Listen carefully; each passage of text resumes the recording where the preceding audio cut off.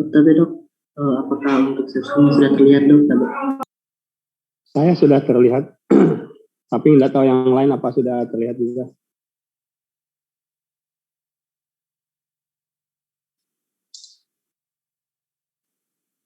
Yang lain sudah terlihat juga semua? Terlihat dok. Oke, bisa kita mulai? Bisa kita mulai ya? Bisa kita mulai ya? Tapi dok. Ya. Bismillahirrahmanirrahim. Assalamualaikum warahmatullahi wabarakatuh. Alhamdulillahirabbil alamin. Wassalatu wassalamu ala asyrofil anbiya'i wal mursalin wa ala alihi washabihi ajmain, amma ba'd. Suara saya jelas terdengar atau tidak? Tapi dok, jelas dok. Ya. Di share screen di apa namanya, diperbesar.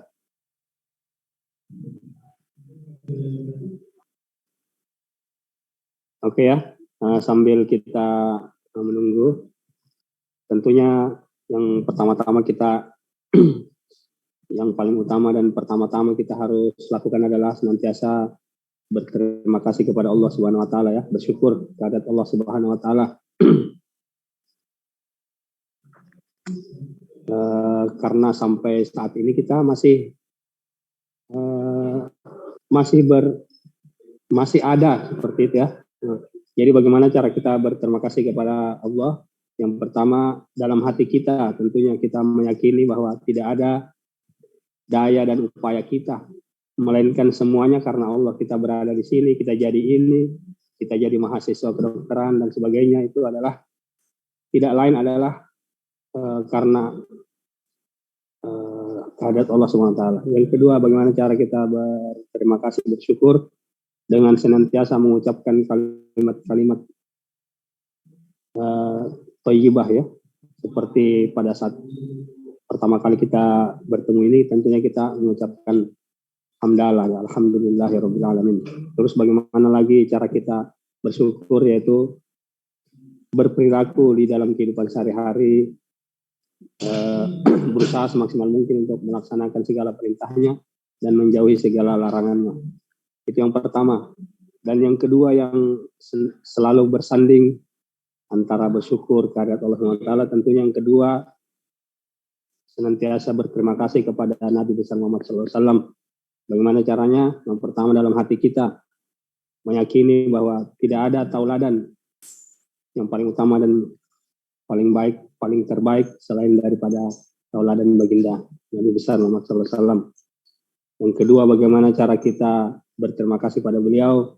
Dalam lisan kita senantiasa menyebut nama beliau ya, dengan cara bersolawat, Allahumma sholli ala Muhammad wa ala ali Muhammad. Terus yang ketiga, bagaimana cara kita berterima kasih? Berusaha sebaik mungkin untuk melaksanakan sunnah-sunnah dari baginda Nabi. Kemudian setelah kita berterima kasih kepada Allah, berterima kasih kepada Nabi Muhammad, kemudian kita berterima kasih kepada sesama manusia dan alam semesta ya.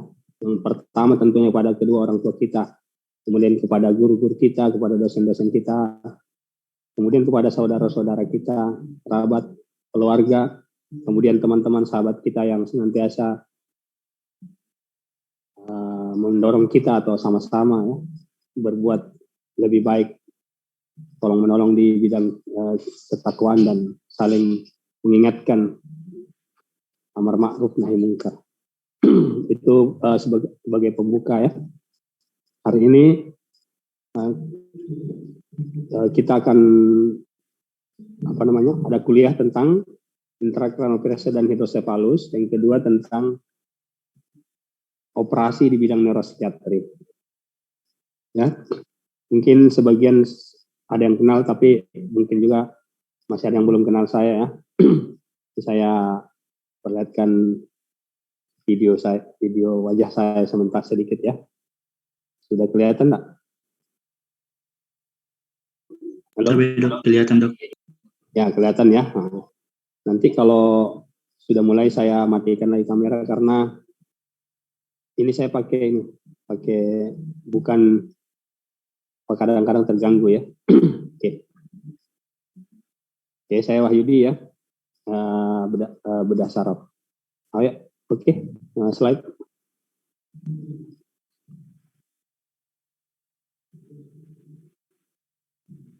Slide.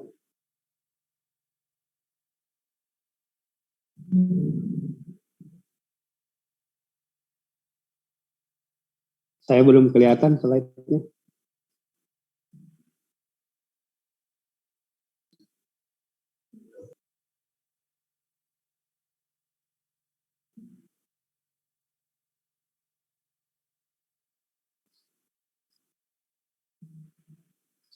Terstop mungkin share screen-nya. Saya tidak kelihatan lagi nih.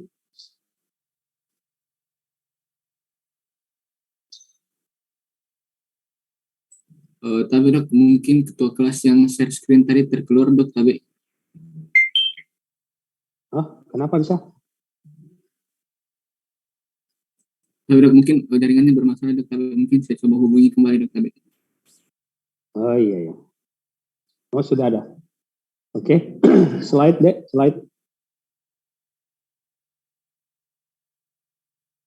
Ya, ini nanti setelah kita belajar ini, kalian semuanya harus mengetahui tentang penyakit hidrosefalus. Ya. Di SKDI itu hidrosefalus dua ya, jadi harus bisa mendiagnosa sampai merujuk dan mengedukasi. Jadi secara khusus bisa menjelaskan bagaimana itu intracranial pressure, tekanan intracranial, bagaimana gejala dan tandanya, kalau ada peningkatan tekanan intracranial. Terus kalian juga harus mengetahui bagaimana cara mendiagnosa dan sebenarnya treatment ini tidak menjadi kewajiban, tapi dalam kuliah ini nanti akan dibahas secara tuntas biar kalian lebih mengetahui ya. Oke. Lanjut. Slide. Ya, sekarang kita membahas tentang intracranial pressure. Jadi tekanan intrakranial ya. Mungkin kalian sudah mengerti ya. Intrakranial itu kan di dalam kranium ya, di dalam kranium ya. Tentunya ada tekanannya di dalam itu ya. Jadi kita mempelajari bagaimana itu sistem tekanan yang ada di dalam kranium kita, di dalam tempurung tengkorak kita. Bagaimana tekanannya, apa saja yang menyebabkan tekanan itu berubah, dan bagaimana cara menangani tekanan yang tinggi tersebut. Nanti berkaitan dengan pembahasan kita yang kedua tentang hidrosefalus. Lanjut.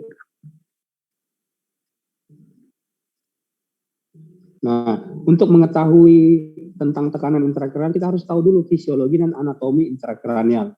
Sebelumnya mungkin sudah dijelaskan pada kuliah-kuliah di bidang lain ya. Lanjut. Ya, jadi untuk manusia, untuk orang-orang dewasa, bukan dewasa ya, untuk anak-anak di atas 2 tahun ke atas yang ubun-ubunnya sudah tertutup, tulang tengkoraknya kan fix seperti itu ya, tulang tengkoraknya fix, tidak ada lagi yang bisa tidak tertutup dengan rapat ya. Jadi rongga intrakranial itu konstan dan fix. Rongga intrakranial itu terdiri dari 3 komponen ya, otak itu sendiri, darah, dan cairan otak atau LCS, liquor cerebri. Nah, kemudian tekanan di dalam rongga intrakranial itu harus terpelihara, karena apabila tidak terpelihara, maka akan terjadi sesuatu yang boleh dikatakan menakutkan ya. Jadi harus terpelihara. Bagaimana tubuh kita memelihara tekanan intrakranial? Itu melalui mekanisme kompensasi, mekanisme autoregulasi ya. Ayo lanjut deh.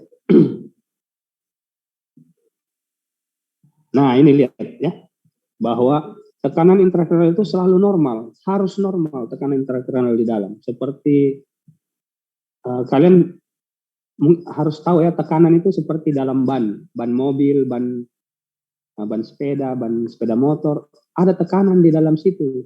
Kalau yang mengerti itu, kalau pada saat isi angin itu ada parameternya, tekanannya itu, bahwa kalau ban mobil sekian tekanannya, ban motor sekian tekanannya, ban sepeda, nah kebetulan saya main sepeda ya, yang paling bagus itu sekitar 100 atau 110 ya.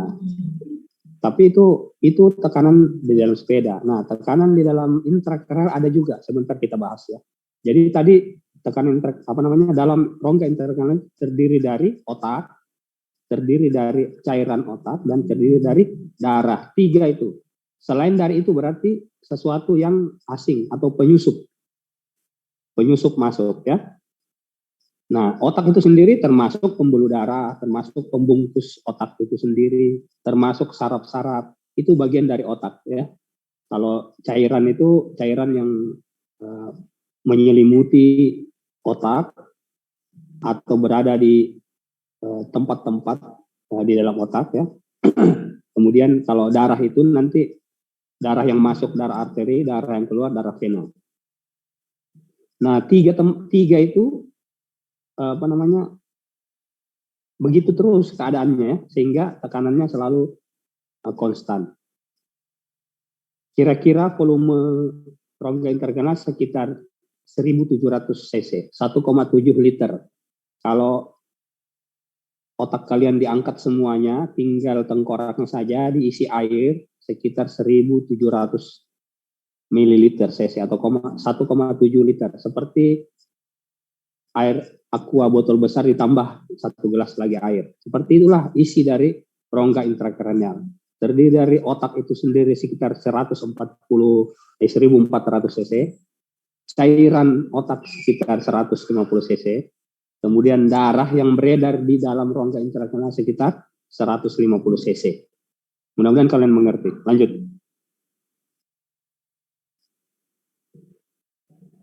Nah, ini tadi. Jadi tekanan intrakranial itu berkisar antara 10 mm air raksa ya. Mungkin fluktuasi dikatakan tadi sekitar 5 bolehlah. Jadi sampai 15 mm air raksa itu masih dalam batas kategori yang normal. Namun apabila lebih dari 20 mm air raksa itu sudah tidak normal. Sudah terjadi peningkatan tekanan intrakranial ya. Seperti ban itu kamu isi angin, sudah melewati dari batas tekanannya. Apa yang bisa terjadi? Bisa terjadi nanti bannya meletus, bannya benjol ke sana kemari, ya seperti itu. Nah, kalau dia lebih dari 40 mm air raksa, itu severe, berat, ya, letal. Seperti obat itu dosis overdosis, ya, sudah sangat fatal kalau lebih dari 40 meter air raksa. Lanjut. Nah, ini yang penting sekali, selain anatomi dan fisiologi tadi, tentang suatu teori Monro-Kelly, dokter.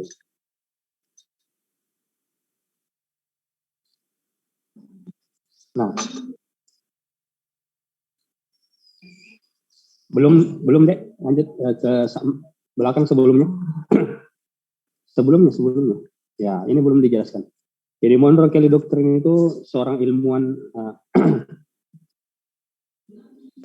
ya, tahun 1700-an itu Alexander Monro. Alexander Monro ini seorang ilmuwan ya, gurunya George Kelly. Ya. Jadi Alexander Monro dan George Kelly itu bergabung, dia punya teori, menghasilkan suatu teori yang disebut Monro-Kelly doktrin. Bahwa tadi ya, rongga intrakranial selalu konstan. Rongga intrakranial selalu konstan. Terdiri dari otak, darah, dan LCS. Ya. Nah, seperti di gambar yang B, bagian atas. Ya, kita lihat di situ ada 4 bagian ya. Warna biru dan warna merah, itu darah. Biru itu darah vena, merah itu darah arteri. Tapi namanya darah ya. Jadi satu bagian. Kemudian ada yang warnanya semacam orange ini, orange muda. Di tengah itu otak. Kemudian yang paling pinggir warna kuning itu cairan otak, LCS. Jadi normalnya rongga intrakranial itu berisi itu isinya. Tentunya tekanannya juga selalu normal, berkisar 10 mm air raksa. Nah, kemudian gambar di bawahnya. Kemudian ada satu penyusup, ya, satu penyusup warna ungu, ya, benda asing. Ya, penyusupnya ini, benda asingnya ini, benda yang tidak normal, bukan otak, bukan darah, bukan cairan, ya. Bukan seperti itu maksud saya. Benda abnormal, ya. Bisa saja dia otak yang bertumbuh menjadi tumor, bisa, ya. Atau otak yang berisi cairan banyak, udema cerebral. Atau cairan LCS yang sangat banyak di ventrikel hidrocephalus. Atau perdarahan, kecelakaan berdarah, ya. Atau tumornya mengalami perdarahan, ya, intrableeding hemorrhage. Nah, hal-hal itu merupakan suatu yang abnormal, yang penyusup, ya. Ada yang masuki penyusup, ya. Seperti kita misalnya di dalam ember yang berisi air penuh. Kalau kita masukkan batu satu, pleng, maka air itu akan meluap. Nah, begitu pula di dalam intrakranial yang selalu konstan tadi. Apabila ada penyusup, ada massa, ada yang tidak normal, ini massa tidak normal warna ungu ini, maka tentunya seharusnya tekanan intrakranial naik, ya kan? Ya, bisa mengerti maksud saya? Halo? Menjawab satu orang. Bisa mengerti maksud saya? Tapi dok, iya dok. Nah, seharusnya tekanan intrakranial meningkat karena ada satu tambahan massa.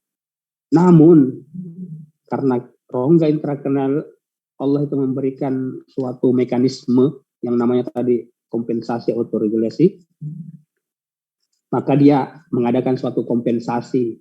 Kompensasinya itu maksudnya supaya tekanannya tidak naik. Kompensasi seperti orang berutang, sudah jatuh tempo, dia minta tolong kasih kompensasi bos, 2 minggu lagi tolong kasih kompensasi bos. Nah, ya, jadi yang penagih utang ini belum marah. Seperti pula ini tekanan intrakranial, karena ada kompensasi maka tekanannya tidak naik, tetap dalam batas normal sekitar 10 mm air raksa. Bagaimana cara mengkompensasinya? Darah yang 150 cc tadi dikurangi. LCS cairan yang 150 cc tadi juga ikut dikurangi. Bagaimana caranya? Darah yang masuk ke otak arteri dikurang-kurangi, darah yang keluar vena dipercepat. Kemudian LCS yang diproduksi dikurangi, kemudian yang mengalir ke bagian sumsum tulang belakang dipercepat, dan absorpsi atau penyerapan dari cairan otaknya itu dipercepat juga, sehingga tekanannya tetap konstan, sehingga rongga intrakranial tetap berada pada posisi 1700 cc. Bisa paham sampai sini ya? Nah, namun kesabaran itu ada batasnya, ya? Kesabaran ada batasnya. Kompensasi pun ada batasnya. Kalau massanya bertambah terus, perdarahannya membesar, tumornya membesar, otaknya membengkak, cairan hidrocephalusnya bertambah banyak, sudah tidak bisa lagi dia mengkompensasi, ya. Maka di situ disebut fase dekompensasi. Yang kedua tadi fase kompensasi. Yang ketiga ini fase dekompensasi atau uncompensated state, ya. Tidak bisa lagi LCS-nya sudah diperas keluar sekitar 75 cc setengahnya, darahnya juga sudah dikeluarkan setengahnya 75 cc, sudah tidak bisa lagi. Maka di situ terjadilah peningkatan intrakranial, tekanan intrakranial yang sangat drastis, seperti di grafik di sampingnya. Itu lihat grafik ya. Ini grafik ini, coba lihat yang ke atas, dari bawah ke atas tuh 5, 10, 15 itu tekanan intrakranial, ya. Sedangkan yang ke arah kanan ini volume dari massa yang penyusup tadi. Bertambah masih tetap 10, bertambah masih tetap 10, bertambah masih tetap 10, bertambah masih tetap 10. Namun pada suatu saat bertambah sedikit saja, ya, langsung naik sekali sampai di atas 40 letal severe. Ya, mudah-mudahan kalian mengerti tentang Monro-Kelly doktrin. Lanjut.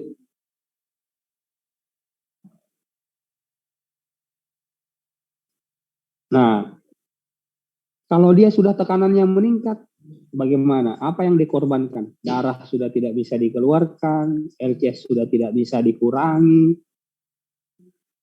Maka yang dikorbankan adalah otaknya, karena tulang tengkorak tadi itu keras, fix, tidak bisa lagi kecuali anak bayi yang masih ada ubun-ubunnya, ya, fontanella mayor itu masih bisa menggembung di situ. Terus sutura-suturanya belum menyatu sehingga otaknya bisa membesar. Maksudnya tulang tengkoraknya bisa membesar. Kalau orang dewasa, anak di atas 2 tahun dan orang dewasa sudah tidak bisa lagi, sehingga yang dikorbankan adalah otaknya. Otaknya tertekan sedemikian rupa sehingga terjadi perpindahan sebagian otak dari asalnya menuju ke rongga yang lain, disebut herniasi otak, herniasi. Nanti herniasi ada herniasi ungkal, herniasi sentral, salvarial, upward, downward, kalian bisa pelajari sendiri. Dan nanti juga di traumatologi juga akan diulang kembali. Tapi untuk kalian mau mengerti lagi, baca sendiri. Lanjut. Ya. Lanjut. Gak lambat ya responnya.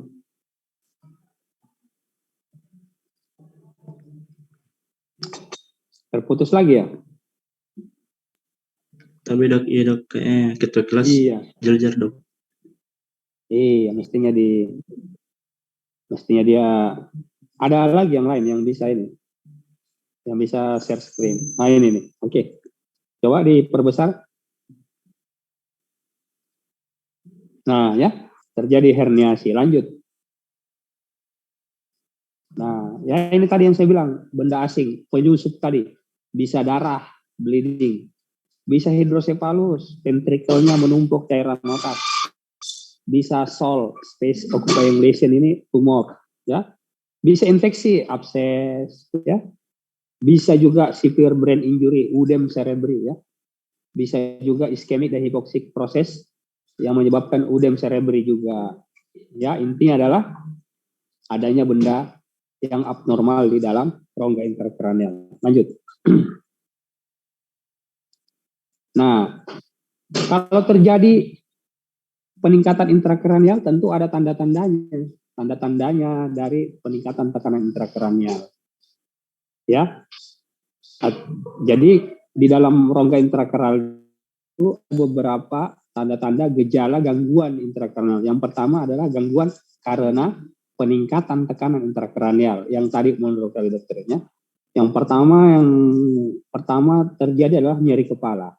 Ini tekanannya sudah mulai naik, tapi belum tinggi sekali. Itu terjadi nyeri kepala, ya, karena teregang struktur-struktur yang menyebabkan nyeri kepalanya, nyeri bagian kepala, ya. Kemudian kalau lebih tinggi lagi terjadi muntahnya proyektil yang menyembur karena langsung merangsang pusat muntah di otak, ya, area postrema, ya, seperti itu.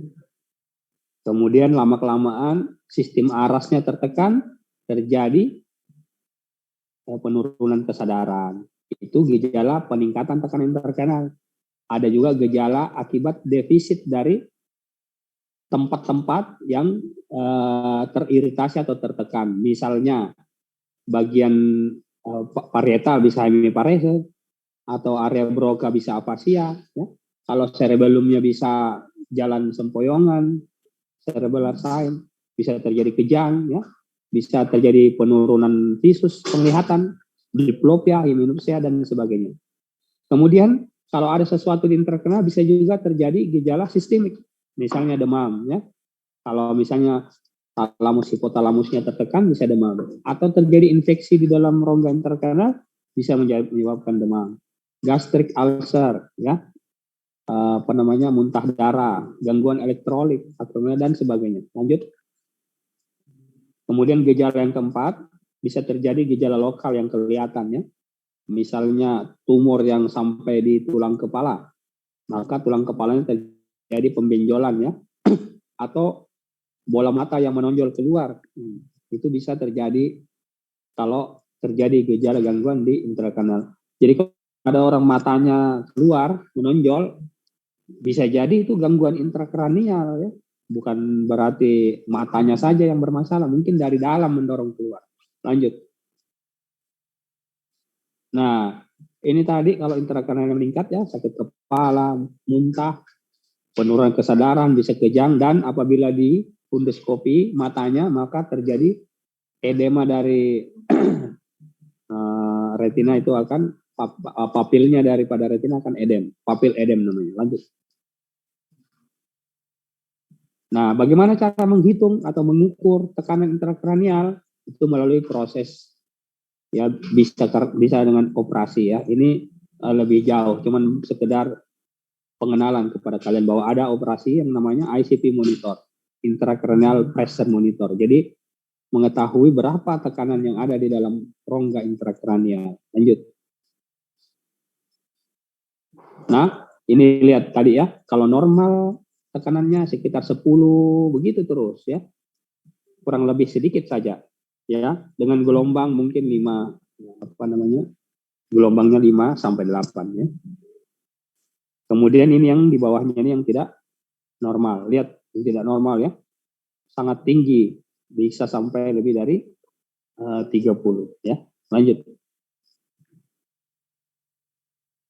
Ini tentunya ada beberapa pasien yang harus kita mengetahui di dalam rongga intrakranialnya berapa tekanannya ya. Mungkin pasien yang tidak sadar, koma, di bawah GCS 8 kalau trauma ya. Atau ada perdarahan-perdarahan ya. Seperti itu. Ya, lanjut. Nah, setelah kalian mengerti tentang tekanan intrakranial, maka kita masuk ke penyakit-penyakit lainnya, cedera kepala, tumor otak, dan sebagainya kita mengerti, termasuk yang akan kita bahas ini hidrosefalus. Kita akan mengerti lebih cepat kalau sudah mengetahui tentang tekanan intrakranial. Hidrosefalus itu, hidro artinya air, sefal itu artinya kepala, bahasa Latin. Ya. Jadi secara pengertian hidrosefalus itu meningkatnya jumlah atau volume dari cairan otak, cerebrospinal fluid atau liquor cerebrospinal LCS ya. Karena ketidakseimbangan antara produksi dan absorpsi dari ketidakseimbangan antara produksi LCS dan absorpsi atau penyerapan dari LCS tersebut. Yang pertama bisa jadi produksinya berlebihan, absorpsinya normal, tapi karena produksi berlebihan, penyerapan normal, terjadi penumpukan. Yang kedua, bisa jadi karena produksinya normal, tapi absorpsinya tidak terjadi. Ya, itu juga terjadi penumpukan. Yang ketiga bisa karena adanya penyumbatan. Kan cairan cerebrospinal itu kan berjalan dia ya, berjalan. Lanjut. Nah, berjalan dia, nanti sebentar kita tempatnya berjalan di mana ya. Berjalan, saya kasih dulu sedikit. Dia berjalan dari sistem ventrikel ya, dari ventrikel 1 2 lateral menuju ventrikel 3, kemudian menuju ventrikel 4, kemudian masuk ke rongga subarachnoid, di situ di absorpsi. Kalau ada yang menyumbat seperti selokan yang ada di rumah kalian misalnya, kalau ada yang menyumbat buntu, maka terjadi meluber itu cairan. Begitu pula yang ada di otak, di intrakranial.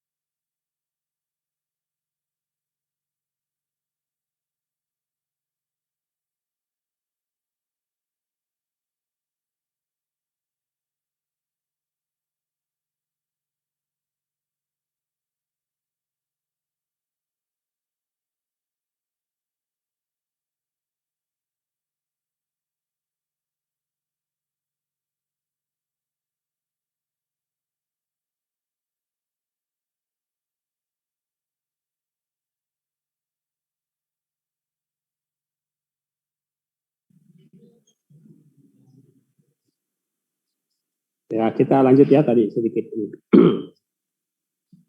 Setelah ini kalian apa? Ada kuliah? Setelah ini kuliah ini. Halo? Tapi dok, sudah tidak ada dok. Tapi Iya. Ya aja. Jadi dia apa cairan LCH itu berjalan ya. Tentunya cairan otak itu diciptakan tentunya tidak pasti ada gunanya ya. Gunanya itu mungkin gunanya adalah membawa bahan makanan ya, bring nutritional ya. Kemudian produk-produk metabolisme, sampah-sampah itu dia juga bawa untuk bawa keluar ya. Kemudian yang ketiga adalah sebagai bantalan. Bantalan apabila otak ini tergoncang-goncang ya, ada penahannya ya. Penahannya yaitu cairan interferon. Lanjut.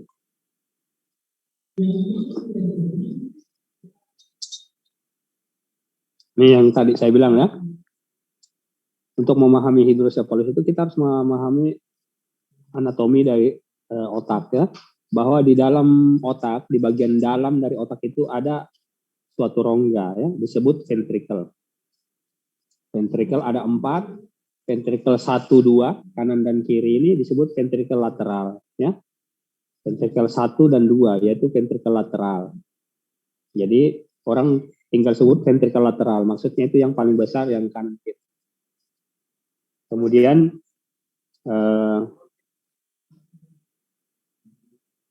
Dek, ini saya ada sedikit ya. Kita mohon maaf ini kita lanjut. Nanti kita lanjut. Ketua kelasnya siapa?